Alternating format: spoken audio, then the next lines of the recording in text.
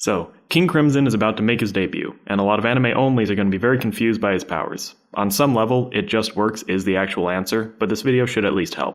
If you were the one person who has not identified the big bad yet, I'll give a spoiler warning, but the rest of you will be fine.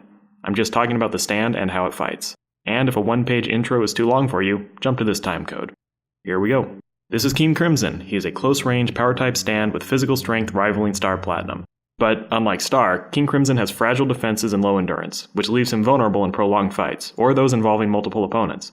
As a result, he depends heavily on his secondary powers. The first of these, Epitaph, lets him see 10 seconds into the future at all times. If he acts on this knowledge and the future changes, he will see that as well. His second power allows him to erase 10 seconds of time, jumping forward through the skipped events. When he does this, the effects of whatever happened are still around, but the cause itself never happened. A practical example would be if King Crimson's user was on a freeway, standing between an enemy and an oncoming car. By activating this ability, the user could erase the 10-second period where the car would have hit him, but not the moment it runs over the enemy. There are obvious reasons for this to be confusing.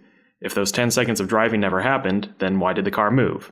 The official answer is that the cause is erased, but the effects still remain. So the car never drove those 100 feet, but the effect of it moving still happened. At this point, you are probably asking why the effect of the car moving still happened, but the effect of the boss getting ran over did not. The answer is that Araki screwed up and the power makes no sense as he described it, possibly due to problems with the translation. That said, there is another way to think about King Crimson's powers which makes sense about 90% of the time, and here it is. Epitaph is the same. He still sees 10 seconds into the future at all times. We don't need to change that, it makes sense as is. As for his special ability, you need to let go of the idea that it literally erases time. When he uses this power, others will perceive it as a 10-second time skip, but that is just an illusion. In reality, those 10 seconds still happen. When the ability that is usually called Time Erasure is activated, I want you to imagine the following three things happening. 1. King Crimson and his user both become totally intangible. During the next 10 seconds, anything which would touch one of them just flows through. Likewise, they are incapable of interacting with anyone else, meaning that King Crimson cannot attack while his special ability is active. 2. The future which Epitaph was showing at the time of activation is locked in. Everyone will spend the next 10 seconds performing the exact actions which Epitaph predicted. This does not apply to the boss or King Crimson, who are free to move around however they please during the next 10 seconds. If a character was going to interact with the boss, they still perform the action regardless of logical inconsistencies. If Epitaph showed Narancia jumping onto the boss's back, Narancia will still move that way, even if he ends up floating in midair. Third, everyone except the boss has their consciousness turned off when the special ability is activated. For the following 10 seconds, they are unable to perceive their surroundings or form memories.